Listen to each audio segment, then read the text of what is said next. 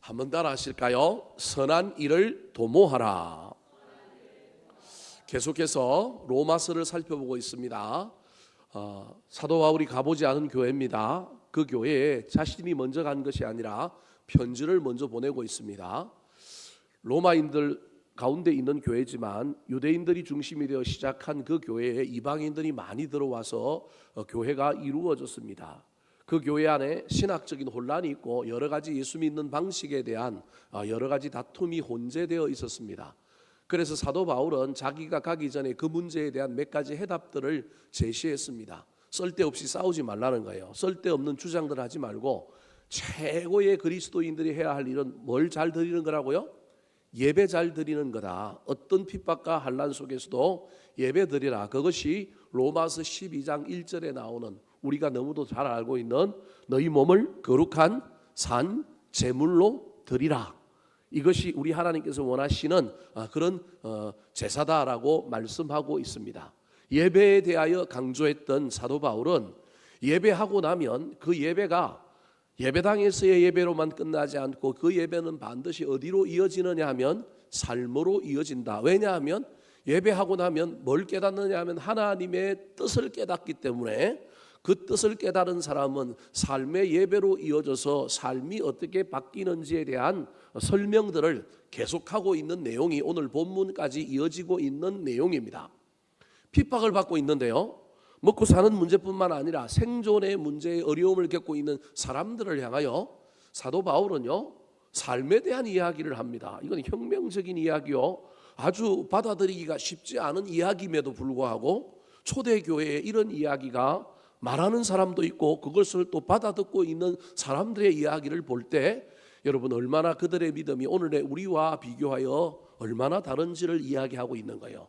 오늘날 이렇게 잘 사는 시대에 우리의 영혼에 대한 이야기를 넘어서서 나의 감정, 나의 내면, 나의 삶에 대한 문제를 해결하고 나를 위로해주고 나한테 뭔가 도움이 되는 그런 말씀을 이야기하는 것이 아니라 좀 더 큰 문제, 어떻게 하면 이 나라를 바꿀 건가, 어떻게 하면 이 땅에 하나님 나라를 이룰 것인가, 이런 메시지를 이야기한다고 한다면 여러분은 어떻게 반응하시겠어요? 복음도 말씀도 다 누구를 위하여 서비스 되기를 원하느냐 하면 나를 위하여 서비스 되기를 원하는 시대가 오늘날이에요. 내가 중심에 있고 하나님도 교회도 복음도 말씀도 다 나를 위하여 복무해야 되고 내 마음을 위로해야 되고 나한테 길이어야 되고 나한테 빛이어야 되는 것. 물론 그것이 의미 없는 이야기는 아니지만 오늘날의 시대에 우리가 신앙생활하는 것과 이 초대교회의 신앙생활은 정말로 우리가 따라갈 수 없는, 우리가 정말로 흉내낼 수도 없는 귀한 가치와 그 신앙의 본질을 붙들고 있었다라는 것을 저와 여러분이 로마서를 읽을 때마다 이해하고 또 다시 한번 우리의 삶을 되돌아보면서 저와 여러분이 좀 더 고귀한 가치를 위하여 신앙생활을 하려고 애를 써야 합니다. 오늘 본문에서 사도 바울은 로마 교회 교인들을 향하여 삶의 윤리에 대한 이야기를 하고 있습니다. 그 삶의 윤리와 관련하여 가장 핵심적인 것이 무엇이냐 하면 악을 악으로 갚지 말고 모든 사람 앞에서 뭘 하라고요? 선한 일을 도모하고 악을 악으로 갚지 말고 선으로 무엇을 이기라고요? 악을 이기라. 이게 오늘 본문 말씀의 내용이에요. 다 그냥 없애버리고 사도 바울이 궁극적으로 예배한 사람이 삶의 현장에서 살아야 될 일 두 가지 이야기하면, 하나는 할 수만 있다면 선한 일을 도모하라. 또 다른 하나는 할 수만 있다면 세상이 악한데 악이 우리에게 막 공격하고 우리를 힘들게 하는데 우리가 그들에게 악으로 대하지 말고 무엇으로 이기라고요? 선으로 악을 이기라라고 얘기하는 거예요. 단순하게 얘기하면요, 로마가 아무리 기독교를 핍박하고 믿는 자들을 핍박할지라도 우리는 로마와 그 로마인들을 향하여 무슨 일을 하라고요? 선한 일을 하라는 거예요. 우리가 악으로 갚아도 명분이 있고 저들이 먼저 공격했으니까 우리를 핍박하니까 뭐 이 정도도 해도 되지 않겠느냐, 이렇게 말할 수 있는 논리 속에서도 사도 바울은 그래도 그러면 안 되고 무엇으로 이기라고요? 선으로 악을 이기라는 거예요. 요즘 이 이야기하면 여러분 받아들이시겠어요? 조금만 우리한테 상처를 줘도, 내 감정을 조금만 거슬러도 우리한테 조금만 손해돼도 우리는 어떡합니까? 저거 갚아야 하지 않겠습니까? 억울하다고 이야기해야 되지 않겠습니까? 그런데 가히 혁명적인 이야기를 사도 바울이 로마 교회에 있는 교인들을 향하여 하고 있는 것입니다. 17절 말씀 같이 한번 읽어볼까요? 시작. 아무에게도 악을 악으로 갚지 말고 모든 사람 앞에서 선한 일을 도모하라. 이게 오늘 본문 단락에 사도 바울이 하고 싶은 얘기예요. 우리 그리스도인들은 삶에서 어떤 윤리를 가지고 살아야 되느냐? 우리는 할 수만 있다면 선한 일을 뭐 하는 사람이라고요? 도모하는 사람이라는 거예요. 여러분, 도모의 반대말은요, 음모입니다. 도모와 음모는요 비슷한 말인데 달라요. 도모는요 선한 일을, 선한 계획을 짜고 그것을 저와 여러분이 이루기 위하여 노력하고 있는 행동을 도모라고 한다면, 나쁜 계획을 세우고 나쁘게 그 목적을 이루려고 하는 것이 뭐라고요? 음모입니다. 음모.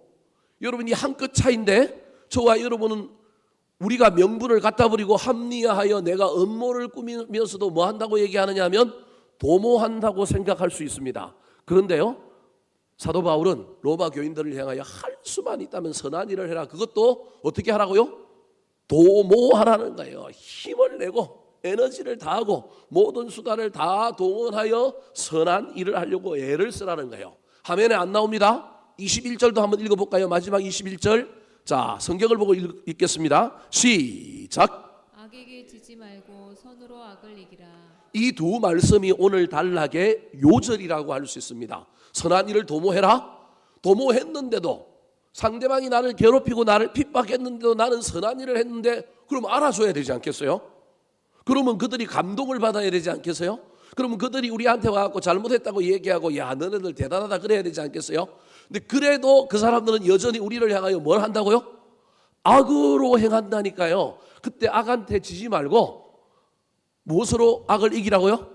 선으로 악을 이기라는 거예요. 그러니까 오늘 본문의 이야기는 계속해서 선한 일을 하고, 또 어떠한 일이 있더라도 너희들은 끝까지 선으로 뭘 이기라고요?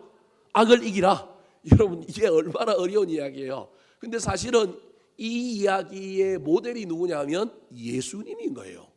예수님은 이 땅에 와서 인류를 구원하기 위한 인류 구원의 선한 일을 도모하신 분이고, 수많은 어려움 가운데서도 죽이려고 하고 십자가에 매달렸어도 끝까지 저들이 하는 것을 알지 못하나이다, 저들의 죄를 용서하여 주옵소서. 채찍에 맞았는데, 여러분 십자가에 달렸는데 그곳에서도 끝까지 선을 행하신 분이 누구라고요? 예수님인 거예요, 알고 보면. 그러니까 사도 바울이 예수님의 그 이야기를 다시금 로마인들에게 사실은 해주고 있는 거예요. 우리 그리스도인들의 삶의 윤리는, 우리는 착한 것을 넘어서서 선한 일을 많은 사람이냐면 도모하는 사람이다. 예수님은 마태복음 5장에서 너희는 빛과 뭐라고요? 소금이다. 그걸 재해석하기를 빛과 소금은 뭐냐면 착한 행실이다. 그런데 사도 바울은 착한 행실로 살아내는 걸 넘어서서 선한 일을 뭐 하라고요? 도모하라. 더 나아가서 도모하라는 거예요. 오늘 본문이 끝나고 나면 로마서 16장 19절에 가면 사도 바울은 이 17절에 나오는 선한 일을 도모하라는 말을 재해석하여 이렇게 이야기합니다. 자, 로마서 16장 19절 말씀 같이 한번 읽어볼까요? 시작. 너희의 순종함이 모든 사람에게 들리는지라. 그러므로 내가 너희로 말미암아 기뻐하노니 너희가 선한 데 지혜롭고 악한 데 미련하기를 원하노라. 선한 데는 지혜롭고 악한 데는 미련하라. 여러분, 이렇게 경쟁이 치열하고 이렇게 좀 더 가지려고 애를 쓰는 시대에 저렇게 살면 우리는 어떻게 될까요? 바보 소리 듣지 않겠어요? 우리는 그들을 이기고 우리가 성공할 수 있겠어요? 여러분, 이 시대의 정신이, 이런 시대 정신에 저와 여러분도, 목회하는 저도 이 시대 정신 속에 우리가 헷갈리는 거예요. 헷갈릴 뿐만 아니라 이게 쉽지가 않은 거예요. 저 말씀대로 살까? 선한 데는 미련하고 선한 데는 지혜롭고 악한 데는 미련해야 되는데, 어떻게 하면 머리가 빨리 돌아가서 지름길, 효율적인 것, 어떻게 하면 좀 더 높이 올라갈까? 그런데 성경은 자꾸 뭐라고 얘기하느냐면 그게 아니라 선을 행하라는 거예요. 그것도 선한 일을 도모하라는 거예요. 아니, 좋은 사람한테, 괜찮은 사람한테, 나한테 잘해주는 사람한테 선한 일을 하는 거야 뭐가 어려워요? 그것도 어려운 시대잖아 말이에요. 그런데 지금 나를 괴롭히고 나를 힘들게 하고 핍박하고 나한테 악을 행하는 사람들을 향하여 선을 도모하는 걸 넘어서서 악을 악으로 갚지 말고 선으로 뭘 이기라고요? 악을 이기라는 것입니다. 이 모든 일의 시작에 선한 일을 도모하는 것이 필요합니다. 자, 그렇다면 사도 바울이 선한 일을 도모하라고 로마에 있는 교인들에게, 로마 교회의 성도들에게 이 편지를 보내면서 무슨 선한 일을 도모하라고 할까요? 첫 번째입니다. 따라 하시겠습니다. 저주하지 말고 축복해야 합니다. 저주하지 말고 축복해야 합니다. 이 말을 단순하게 이야기하면 선한 일을 도모하는 것이 우리 그리스도인들의 윤리적인 삶인데, 우리의 윤리의 삶의 첫 번째로는 여러분 다른 사람을 향하여 뭐 하는 거라고요? 축복하는 선한 일을 늘 저와 여러분은 도모하라는 거예요. 사람들 만날 때마다 저와 여러분이 가능하면 칭찬하고 축복하려고 애를 쓰라는 거예요. 쉽지요? 어렵지 않잖아요. 그런데 이게 어려워요. 대상이 있다니까요. 자, 14절 말씀 같이 한번 읽어볼까요? 14절 시작. 너희를 박해하는 자를 축복하라. 축복하고 저주하지 말라. 누구를 향하여 축복하라고요? 박해하는 자를 향하여, 박해하는 자를 뭐 하라고요? 축복하라는 거예요. 아이고, 이게 얼마나 어려워요. 나한테 유익하지도 않고 도움이 되지도 않는 무미건조한 사람도 축복하는 게 쉽지 않아요. 나한테 잘해주는 사람을 칭찬하고 축복하는 것도 겸연쩍어서 쉽지가 않아요. 그런데 여러분, 이게 잘해주는 사람도 아니고 무미건조한 사람도 아니고 나한테 이를 부두둑부두둑 갈고 이빨을 드러내고 나를 향하여 뭐 하는 사람요? 박해하는 사람을 뭐 하라고요? 축복하라는 거예요. 축복이 안 되거든 뭐는 하지 마라? 저주는 하지 말라는 거예요. 아, 이게 얼마나 어려워요. 여러분, 이게 쉬운 일이 아니라니까요. 그래서 저와 여러분은 이런 말씀 들으면 이건 제껴놓는 거예요. 이거는 그 시대에 있는 일이고 오늘날 우리의 삶하고 달라. 우리의 삶이 지금 얼마나 고도화 윤리화되었고 우리의 삶의 경쟁이 얼마나 심한데, 저 말씀은 옛날 말씀이야. 우리하고는 상관없어. 때로는 어떤 사람들은 너무 자기의 삶과 동떨어져 있다고 생각하고 여러분 따라가 보려고 생각하지 않는 거예요. 그러면 믿으면 안 자라는 거예요. 예수 믿는 것이 의미가 없는 거예요. 저 말을 머리로만 알지 말고 여러분, 저와 여러분이 한번 고민해 봐야 됩니다. 나의 삶에 한 번은 저 일이 있어야 되지 않겠어요? 대표적인 예가 여러분 손양은 목사님이에요. 우리나라 역사에도 있다니까요. 손양은 목사님이라니까요. 북한에서 내려온 탈북민들이 제일 감동을 받는 여러분 기독교인들이 누군지 아십니까? 원수를 용서하는 사람. 기독교인들의 열심은요, 북한에서 내려오는 사람들 눈에는 열심으로 안 보여요. 왜냐하면 자기들은 북한에서 김일성, 김정일, 김정은을 신의 반열에 올려놓고 그들을 향하여 어떻게 했냐면 최선을 다하여 정말로 그들을 높였단 말이에요. 그들의 그 열심을 남한에 와서 예수님이라고 하는 분, 하나님이라고 하는 분을 향하여 소위 믿는다고 따른다고 얘기하면서 그 하나님을 향하여 애쓰고 수고하고 헌신하는 믿는 자들을 봤는데, 이들의 열심, 이들의 신앙생활이 자기가 북한에서 했던 삶과 비교하면 잽이 돼요, 안 돼요? 여러분 죄송하지만 잽이 안 된대요. 북한 사람들이 내려와서 보면 예수 믿는 사람들 다 가짜래요.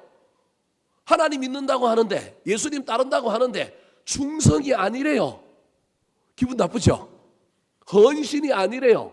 왜냐하면 자기들이 한 것과 비교해보면 자기들은 멀리 있는 김일성, 만나보지도 못한 김일성, 평양에 가서 보지도 못했어요. 멀리 양강도 저 지방에서 그냥 소문으로 듣고 간혹 사진으로 봤던 그 김일성을, 그 김정은을, 그 김정일을 신의 반열에 올려놓고 자신들은 정말로 가슴 아파하면서 울기도 하고 사진 보고 울기도 하고 그분을 위하여 최선을 다하여 노동력도 하고 무슨 일을 하고 정말로 종교심에 불타는 어떤 사람들보다 더 큰 종교심을 가지고 김일성, 김정일을 숭배하고 숭상했던 사람들이 북한 사람들인 거예요.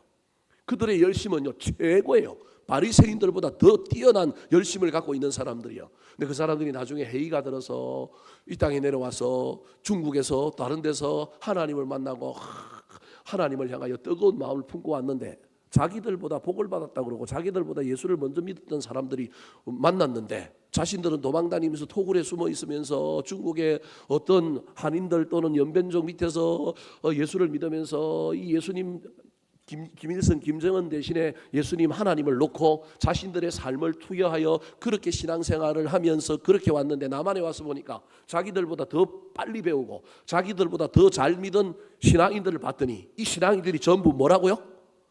가짜래요, 가짜. 여러분 기분 나쁘죠? 다른 사람 눈에는 우리가 그렇게 보인다니까요. 우리가 가짜래요. 하나님에 대한 경외심도 없고 하나님을 사랑한다고 하는데 진짜 사랑하는 것 같아요, 안 한대요? 사랑하는 거 안 같대요. 사랑하면 저러면 안 된다라는 거예요. 근데 그 사람들이 한국에 와서 놀라는 것 중에 하나가 손양원 목사님을 딱 배우고 나면, 그리고 예수 믿는 사람들 중에 그 교회 안에 있는 사람들 중에 열심, 열정 이런 것으로는 자신들이 감명을 안 받는데 뭘로 감명을 받느냐 하면 자신들의 삶 속에, 자신들의 마음 속에, 자신들의 어떤 그 가치 속에 없었던 용서, 플러스적인 어떤 열심으로는 절대 그들이 꿀리지 않는데 뭐가 안 되느냐 하면 이걸 용서하는 것, 어떤 대가가 있어서 어떤 변화가 있어서 용서하는 것이 아니라 그렇지 않음에도 불구하고 그거 하는 것. 그래서 여러분 탈북민들이 제일 감명을 받은 사람들이 누구냐 하면요, 북한 정권을 향하여 미워하는 사람들이 아니라 자신들이 탈출하고 있을 때 자신들을 도왔던 목사님들을 통하여 그들이 감명을 받았는데 그 감명받은 것 중에 하나는 뭐냐 하면, 아니 북한은 남한을 원수라고 이야기하면 남한도 북한을 뭐라고 여겨야 돼요? 원수라고 여겨야 되는데 목사님들 중에는요 북한을 사랑하는 사람, 이념적으로 말고 북한을 사랑하는 사람들이 있는 거예요. 거기에 그들이 녹아서 예수를 믿게 된 거고 그렇게 된 거예요. 근데 남한에 와서 성도들을 보니까, 신자들을 보니까 북한을 사랑해요, 안 사랑해요? 안 사랑해. 근데 누구는 사랑한대요? 하나님은 사랑한대요. 원수를 사랑하는 게 안 보이는 거예요. 근데 원수 사랑하는 사람들이 간혹 교회 안에 있는 거예요. 자기의 처한 상황 속에 도저히 용납할 수 없는 상황 속에서도 자기를 이기고 딴 사람을 사랑하고 딴 사람을 받아들이고, 그런 대표적인 사람이 손양은 목사님이라고 하는 걸 배우게 될 때 거기에 이 탈북민들이 완전히 마음을 빼앗기게 되고 이게 예수 믿는 것의 진짜다 그렇게 말하는 겁니다. 사랑하는 성도 여러분, 저 말이 얼마나 어려워요. 박해하는 자를 뭐하라고요? 축복하라. 이게 초대교회의 신앙생활의 핵심입니다. 우리는요 신앙생활을 그렇게 생각하지 않고 우리가 어떻게 하면 복을 받고 우리가 어떻게 하면 뭐 어떻게 하느냐, 내가 하나님 앞에 종교적인 열심을 어떻게 행하느냐로 얘기하는데, 초대교회의 신앙생활의 핵심은요 여러분 간단합니다. 원수 사랑을 가지고 여러분 모든 일의 가장 정점에 놨다고 보면 됩니다. 하나님 사랑, 이웃 사랑, 이웃 사랑 이꼴 무슨 사랑요? 원수 사랑. 그리고 초대교회 그 당시 원수는 누구요? 로마였다니까요. 로마. 이래서 여러분 로마의 치하에서도 기독교가 로마를 이기고요 나중에 공인을 받고요 국교가 되는 놀라운 일이 일어난 것은요, 투쟁해가지고 로마 사람들 칼로 찔러 죽이고 로마 사람들을 향하여 분노를 불태운 게 아니라 여러분 박해하는 자를 뭐 했다고요? 축복했다니까요. 저거는 성경에 나오는 말이 아니라 실제로 저 삶을 붙들고 살아낸 사람이 누구라고요? 초대교회 교인들이라니까요. 그래서 심지어 여러분 콜로세움에 검투사들이 되어서 또는 짐승들하고 거기 가서 싸우는 놀이감이 되었는데도 불구하고 그들은 거기서 여러분 로마인들을 향하여 저주하지 않고 저들도 예수 믿게 해달라고 예수님처럼 그렇게 하다가 여러분 또 죽은 거예요. 그래서 그 시절에 남아있는 수많은 서양 화가들이 그렸던 그림들에 보면요 그 검투사들과 그 짐승들과 싸우고 있는 그 원형 경기장 안에 있는 그리스도인들의 모습이요 얼마나 평화롭게 기록되어 있는지 모릅니다. 분노에 이글거리는 사람 없습니다. 저주하는 사람 없습니다. 자기들끼리 평안하게 그냥 기도하는 모습들이 대부분의 그림들로 나타나 있습니다.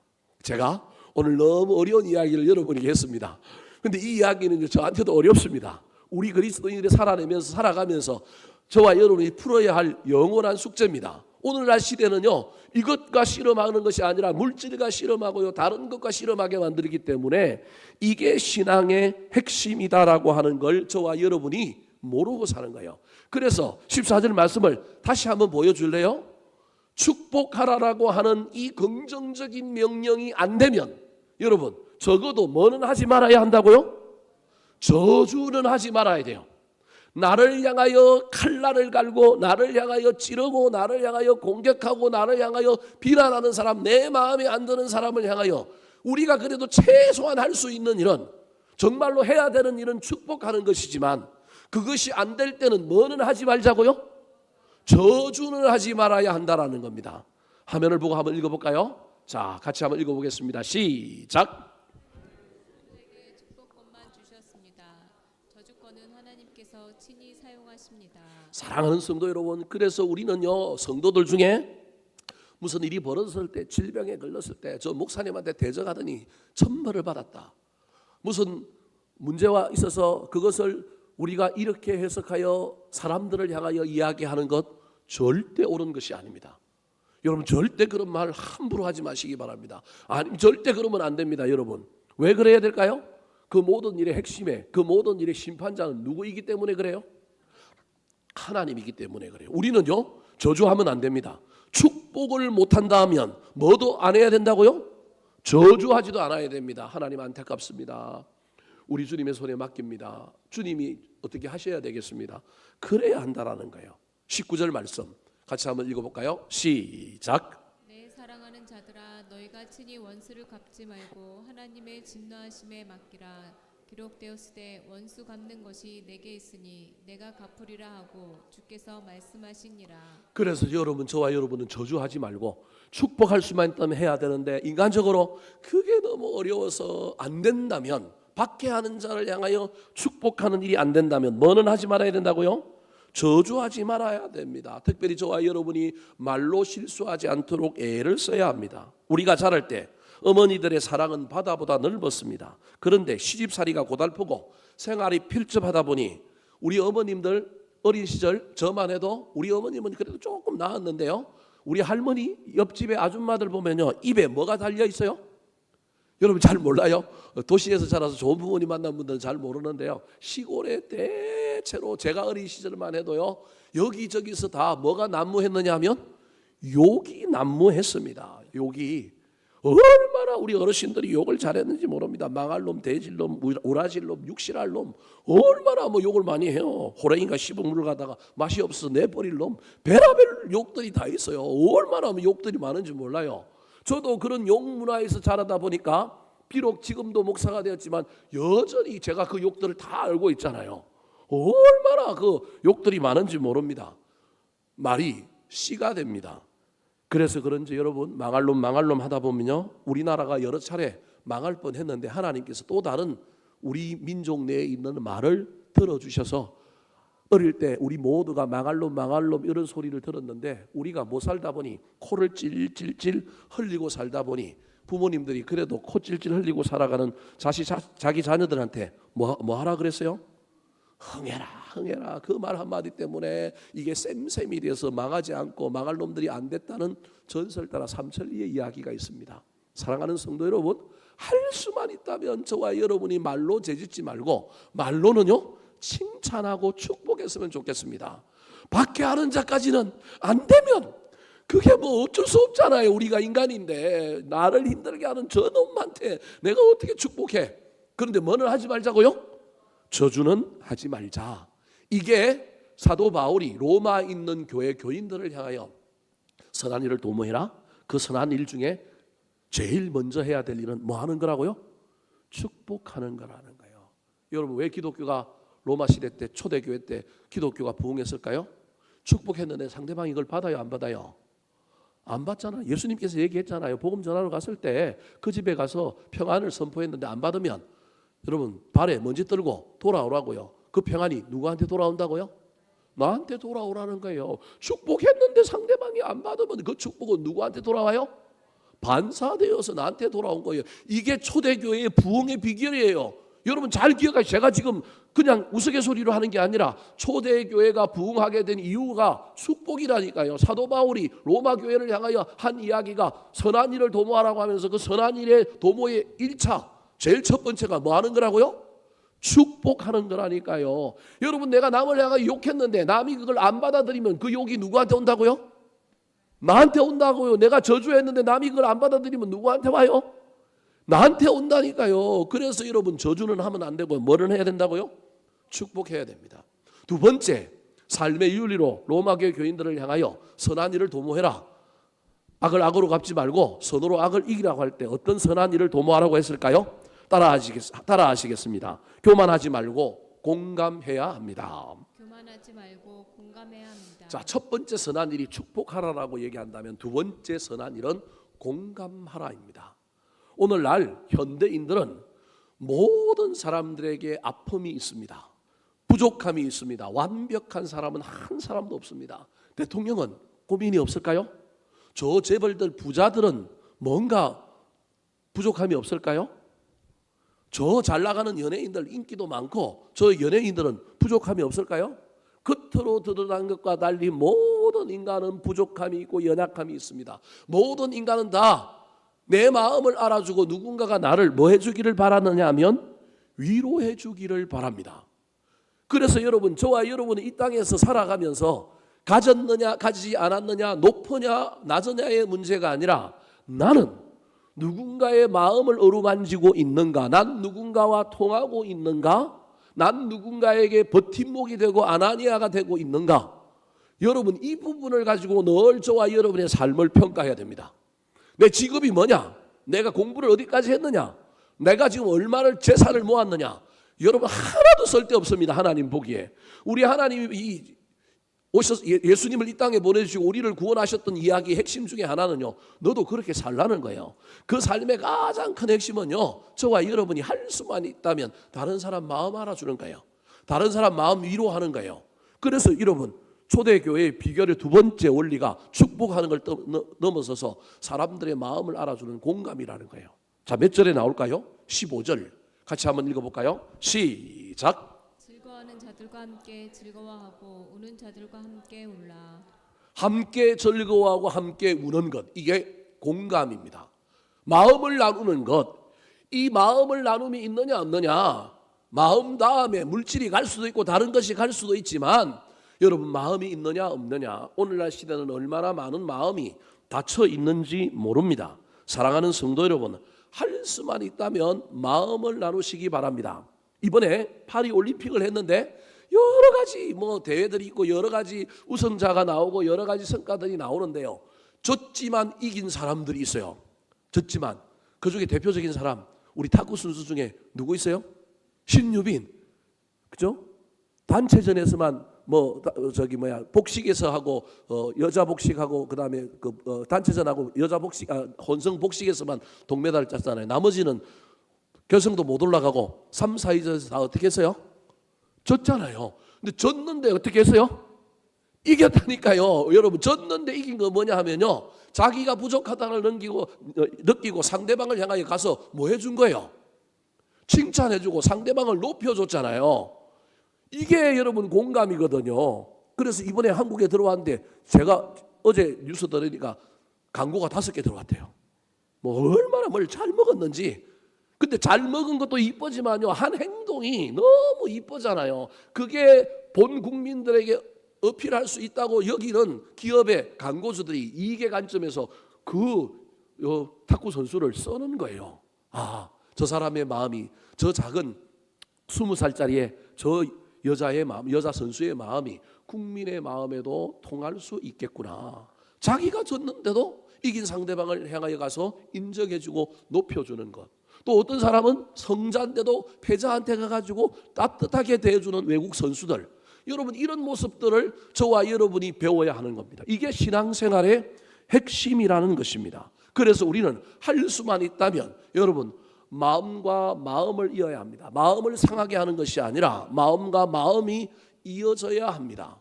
그런데 이때 조심해야 될 것이 있습니다. 마음과 마음이 이어진다고 할 때 물이 높은 데서 낮은 데로 흐르는 것처럼 내가 돈이 많아야, 내가 높은 지위에 있어야만이 내가 다른 사람을 사랑할 수 있고 마음을 흘려보낼 수 있다고 착각하면 큰일 납니다. 16절 말씀 같이 한번 읽어볼까요? 시작. 서로 마음을 같이하여 높은 데 마음을 두지 말고 도리어 낮은 데 처하며 스스로 지혜 있는 채 하지 말라. 15절에서 함께 울고 함께 즐거워하고 함께 울라고 얘기했는데 이 함께라고 하는 이 말 속에 여러분 의미가 있습니다. 그런데 우리는요 이 함께라고 하는 의미 속에 저와 여러분은요 어떻게 얘기하느냐, 내 믿음이 좋으면 나는 일방적으로 갑의 자리 또는 내가 높은 데서 다른 사람을 마음을 어루만져 주는 것만 자꾸 생각하는 거예요. 우리는 여기에만 관심이 있는 거예요. 여러분 받는 것도 잘 받아줘야 주는 사람이 기분이 좋습니다. 남이 내 마음을 위로해주고 나한테 와서 힘을 줄 때요, 내가 그에 감동받고 내가 거기서 잘하고요, 내가 거기서 그것 때문에 힘을 얻는 놀라운 모습이 상대방도 뭐하게 만드느냐 하면요 힘이 나게 만들고 신이 나게 만들 수 있는 거예요. 그런데 저와 여러분은 동양적인 사고에서 자꾸 이 수직의 관점에서 자꾸 생각하는 거예요. 위로하는 사람이 높은 사람, 위로하는 사람이 높은 사람이라고 얘기하는 거예요. 여러분 절대 그렇지도 않습니다. 여러분 위로는요 딴 데서도 받습니다. 할머니가 손자한테도 뭘 받아요? 위로를 받을 수 있다니까요. 사장이 조그만한테서 위로를 받을 수 있다니까요. 담임 목사가 부교육자들을 통해서요 위로를 받고 힘을 얻을 때가 있다니까요. 그런데 우리는 자꾸 어떤 관점으로 하면 자꾸 생각하느냐 하면 윗사람이 아랫사람 사랑하는 거, 윗사람이 아랫사람 위로해 주는 거라고 얘기하는 거예요. 그래서 서로 마음을 같이 하라는 거예요. 잘못하여 내가 높은 데 있어야만이 높은 마음을 가지고 나도 모르는 사이에 갑과 을의 관점이나 또는 내가 가진 자요, 내가 높다, 나는 신앙이 좋다라고 하는 관점으로 상대방의 마음을 어루만지려고 하면요 그거는요 공감이 아니라 뭐가 되느냐 하면 동정이 됩니다. 공감과 동정은 차이가 많이 납니다. 나중에 이건요 사고를 칩니다. 양쪽 다 사고를 칩니다. 받는 사람도 기분 나쁘고요, 하는 사람은 어떻게 지내냐면 교만해집니다. 그래서 15절과 16절은 같이 엮여 있는 구절인데 사도 바울이 로마교회 교인들을 향하여 함께 좀 즐거워하고 웃어라, 함께 좀 뭐하라고요? 울어라. 그런데 착각하면 안 된다. 낮은데 마음을 두어야지 스스로 지혜 있는 것처럼 내가 누구를 가르치려고 하고 나는 사랑해줘야 돼, 나는 남한테 받는 게 하나도 없어, 난 교회에서 나는 베푸는 사람이야, 그런 생각을 하고 있으면 절대 이건 신앙생활에 도움이 되지 못한다. 사람 눈에 보기에 내가 베풀기만 하고 내가 늘 다른 사람을 향해 시간을 쓰고 에너지만 쓰는 것 같지만 그게 아니라 반대로 내가 받고 있다라고 하는 이 놀라운 은혜를 발견하는 사람, 그 사람이 진짜 많은 사람이면 공감하는 사람이라는 거예요. 산술적으로 똑같을 수는 없습니다. 내가 5개 주고 내가 5개 받았다, 그럴 수는 없습니다. 그런데 여러분, 저와 여러분이 주면서도 내가 뭐 하는 사람이라고 늘 기억해야 되느냐 하면 받는 사람이다라고 하는 이 마음이 저와 여러분에게 동시에 있어야 합니다. 주는데 받는 것. 그래서 저는 강대상에서 어쩔 수 없이 말하는 자로, 설교하는 자로 서 있지만 저는요 여러분보다 내가 믿음이 위에 있다, 내가 여러분보다 내가 신앙생활 잘하는 사람이다, 저는 절대 그렇게 생각하지 않습니다. 저는 간혹 바꾸어 봅니다. 교회 안에 도전이 되는 성도들의 삶이나 어떤 사건을 있을 때마다 내가 저 자리에 있었으면 정말 저렇게 할 수 있을까? 내가 역할상 어쩔 수 없이 강대상에 서서 하나님의 말씀을 풀어주며 이렇게 살아야 됩니다라고 이야기하지만 내가 직업을 바꾸어서 성도들의 저 고단한 삶의 자리, 저 다양한 삶의 변수 속에 생활인으로 살아가면서 나도 저렇게 할 수 있을까? 제가 늘 이야기하는 것 중에 하나가, 여러분 제 목사 아니면 내가 성도면 난 새벽기도 나온다 안 나온다? 안 나올 가능성이 많아요. 어쩌면 하나님께서 저보고 새벽기도 하라고 저보고 목사 시켰는지도 몰라요. 물론 제가 그렇다고 해서 청년 시절에 새벽기도를 안 한 사람은 아니에요. 저 청년 때도 새벽기도 열심히 한 사람 중에 한 사람이에요. 그런데도 불구하고 저는 저의 라이프 스타일이라요, 저는 밤을 새는 사람이에요. 저는 밤을 새야 행복한 사람이에요. 밤을 새야 행복한 사람인데 이 밤을 새고 어떻게 새벽을 나오겠어요? 그래서 요즘은 이제 삶의 라이프 스타일을 바꿔서 여러분 1시, 2시, 3시 들어와도 여러분 4시 반 되면 딱 일어나서 새벽기도 하고요. 너무 피곤하면 여러분 갔다 와서 한숨 자고요. 아니면 계속 일하다가 점심 먹고 한숨 자고 또 일하는 라이프 스타일로 점점 바꿔가는 제 모습을 바라봅니다. 사랑하는 성도 여러분, 마음을 나누시기 바랍니다. 일방적으로 내가 베풀기만 하고 내가 나누는 것이 아니라 여러분 마음을 나누는 가운데 내 마음도 감동을 받았으면 좋겠습니다. 내 마음도 위로를 얻었으면 좋겠습니다. 신앙생활에 핵심이 입으로는 축복하는 거라고 한다면 마음을 나누고 이 마음에 나도 감동이 있고 내 마음을 다른 사람들에게 전함으로 말미암아 다른 사람들이 위로받고 다른 사람들이 자라고 다른 사람들이 세워지는 것을 보는 저와 여러분이 되기를 예수님의 이름으로 축원합니다. 마지막입니다. 선한 일을 도모하라고 사도 바울이 로마 교회 교인들에게 이야기하고 있습니다. 어떤 선한 일을 도모해야 될까요? 따라 하시겠습니다. 선으로 악을 이겨 화목해야 합니다. 선으로 악을 이겨 화목해야 합니다. 자, 도모해야 할 선한 일이 세 가지가 지금 오늘 본문에 나와서 첫 번째는 뭐 하라고요? 축복하라. 두 번째는 뭐 하라고요? 공감하라. 세 번째는 뭐 하라고요? 화목하라입니다. 화목하라. 그런데 첫 번째와 마찬가지로 이 화목하는 것도요, 여러분 이게 어렵습니다. 아까 첫 번째 축복하는 것도 그냥 좋은 사람, 괜찮은 사람, 나한테 잘하는 사람 축복하는 것이 아니라 뭐 하는 자를 축복하라고요? 박해하는 자를 축복하라는 거예요. 화목도 마찬가지입니다. 나하고 사이 좋은 사람하고 잘 지내는 것. 여러분 뭐 나하고 사이는 나쁘지는 않지만 그럭저럭한 사람 내가 조금 마음 써서 그 사람 내가 보듬고 가는 것, 화목하는 것, 그거 뭐 할만하지 않겠습니까? 근데 오늘 본문에 뭐라고 이야기할까요? 18절 말씀 같이 한번 읽어보겠습니다. 시작. 수 있거든 너희로서는 모든 사람과 더불어 화목하라. 자, 누구랑 화목하라고요? 모든 사람이에요. 모든 사람. 저 모든 사람에는 같은 족속, 가족, 친한 사람, 다른 민족, 생각이 다른 사람, 더 넘어가서 나를 공격하고 나를 반대하고 나를 죽이려고 하는 적대적인 사람까지가 포함된 단어가 모든 사람입니다. 그래서 저 말이 어려운 거예요. 그러면 하나님께서 우리에게 좀 화목하라고 할 때 불쌍한 사람들, 연약한 사람들, 약자들과 화목해라 이렇게만 얘기하면 좋을 텐데 왜 저렇게 이야기했을까요? 여러분 저 이야기 속에는요 화목이라고 하는 것 자체가 여러분 벌써 저와 여러분이 화목이라고 하는 말 속에는 어떻게 들어있느냐 하면요 화목할 수 없는 상황 속에서 뭐 하는 거예요? 화목하는 게 화목이라는 거예요. 순종은요 할 만한 것을 하는 게 순종이 아니에요. 못할 일을 하는 게 뭐라고요? 순종이라는 거예요. 그 단어 자체가 이미 가지고 있는 뭐가 있느냐 하면 상황이 있는 거예요. 근데 우리는 그 상황을 자꾸 떼놓으려고 얘기해요. 그래서 이해되어지고 믿어지고 받아들여지는 일, 그것을 우리는 순종하려고 해요. 그래서 예수님한테 하나님한테 저와 여러분은 자꾸 나를 좀 설득시켜 보라고, 내가 좀 이해되게 해달라고 이야기하는 거예요. 그래서 우리도 고난의 문제 앞에서도 이 고난이 어디서 왔는지 왜 왔는지 이해되면 그거 뭐 누구든지 물론 못 그러는 사람도 있지만 이해되면 견딜 수 있잖아요. 이해되면 감당할 수 있다니까요. 그런데 여러분 고난이 다 이해가 됩니까?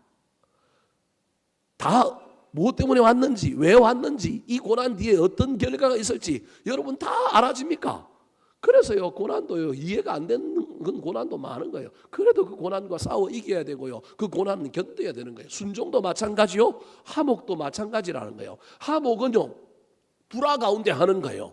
화목은 좋지 못한 상황 가운데 우리가 붙들어야 할 가치라는 거예요. 그래서 18절 뒤에 화목해야 될 구체적인 대상을 설명하는데 19절에 나오는 여러분 화목의 대상이 누구예요?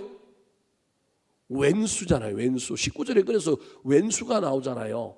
할 수 있거든 너희로서 모든 사람과 더불어 화목하라 그래놓고 19절에는 누가 나와요? 원수가 나오잖아요. 그러니까 화목해야 되는데 누구랑 화목하라고요? 원수랑 화목하라는 거예요. 아이고 이것도 난감하죠. 이것도 하기가 얼마나 힘들어요. 그런데 원수와 화목하려면요 여러분 1차적으로 누구를 이겨야 될까요? 나를 이겨야 됩니다. 원수를 이길 필요는 없습니다. 여러분 저와 여러분은 자꾸 누군가 화목하려고 하면 자꾸 상대방을 본다니까요. 저 인간이 먼저 나한테 와서 잘못했다고 이야기하면, 저 인간이 나한테 먼저 손을 내밀면 내가 가지. 그래서 우리는 자꾸 이 화목과 관련하여 용서와 관련하여 우리는 자꾸 누굴 보느냐 하면요 누굴 봐요? 상대방을 보는데 성경은 상대방 보지 말고 위로 하나님 보고 누구 보라고요? 나를 보라는 거예요. 그래서 내가 누굴 이겨야 되느냐 하면 나를 이겨야만이 되는 거예요. 화목은 내가 나를 이길 때 되어지는 일인 거예요. 그런데 내가 나를 이길 힘이 없으니 하나님께 은혜를 구해야 되는 거예요. 하나님의 놀라운 은혜와 조명하심이 내 안에 있어야 되는 거예요. 그래서 이 화목하는 문제를 이야기하면서 오늘 본문의 결론이 21절인데요. 21절을 자세히 한번 다시 읽어볼까요? 자, 21절 시작. 여러분, 악에게 지지 말래요. 그리고 선으로 악을 이기래요. 여러분, 저 악이 나 말고 상대편에 있는 원수, 다른 사람이 악일까요? 우리는 저 말을 읽을 때 저 악에게 지지 말고라고 할 때 저 악을 내가 사랑해야 될, 내가 화목해야 될 누구라고 자꾸 이야기합니다. 근데 성경은요, 저 악을 내 안에 있는 나라고 얘기합니다. 내가 악이래요. 기분 나쁘죠? 난 악이 아닌데 난 선인데. 근데 하나님은요, 용서하지 못하고 먼저 손 내밀지 못하는 나를 향하여 그게 너다. 그게 뭐라고요? 악이다. 그래서 너한테 네가 지금 찌고 있다. 악에게 지지 말고 여러분 선으로 뭘 이기라고요? 악을 이기라. 저 선이 하나님이라니까요. 저 선이 은혜라니까요. 그래서 은혜로 내가 누굴 이기라고요?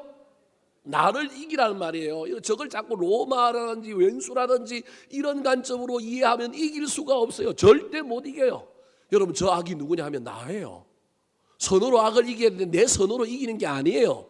저 선이 누구냐 하면 갓이에요. 하나님이에요. 그래서 어떤 영어 성경의 번역본마다 다르는데요. 저 선을요, 영어 성경에 갓으로 번역해 놓은 성경이 있어요. 저게 하나님인 거예요. 어떤 의미에서 보면 이중적이고 좀 더 심오한 해석이긴 하지만 악에게 지지 말라는 건 내가 상대방을 용서하기 싫어하는 마음, 저 인간이 먼저 해야 됩니다. 내가 잘못한 게 없는데 내가 왜 저럽니까? 먼저 저 인간이 무릎 꿇어야 됩니다. 이런 마음을 가지고 있는 나 자신을, 그걸 그렇게 주장하고 있는 나 자신을 하나님은 하늘에서 보고 있으면서 그런 네 모습이 뭐라고요? 악이다. 너 지금 악에게 뭐하고 있다? 치고 있다. 너 악을 이겨라. 누굴 이기라고요? 나를 이기라는 거예요. 너 혼자 너 이기기 힘들지? 여러분, 우리 이기기 얼마나 힘든지 아십니까? 이게 자기가 자기를 부정하는 게 최고의 싸움이거든요. 세상에서 제일 힘센 사람이 누굴 이기는 사람이에요?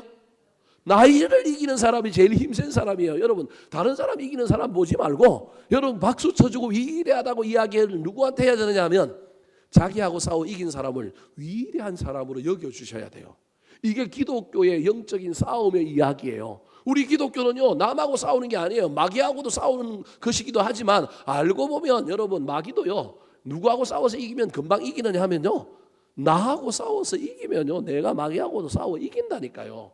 근데 내 안에 그 힘이 없으니 하나님 사랑의 빛으로, 은혜의 빛으로 나를 조명하여 주셔서 내가 그 은혜로 말미암아 나를 이김으로 말미암아 내가 화목하는 자가 되게 도와주시옵소서. 기도하며 나아가는 저와 여러분이 되어서 우리의 삶에 작은 영역에서라도, 또 때로는 하나님이 큰 은혜를 받아서 세상 사람들 중에는 도무지 이해되지도 않는 화목을 저와 여러분이 이룰 수 있게 되기를 우리 구주 예수 그리스도의 이름으로 축원합니다. 한번 따라 하실까요? 선한 일을 도모하라. 저주하지 말고 축복해야 합니다. 교만하지 말고 공감해야 합니다. 선으로 악을 이겨 화목해야 합니다.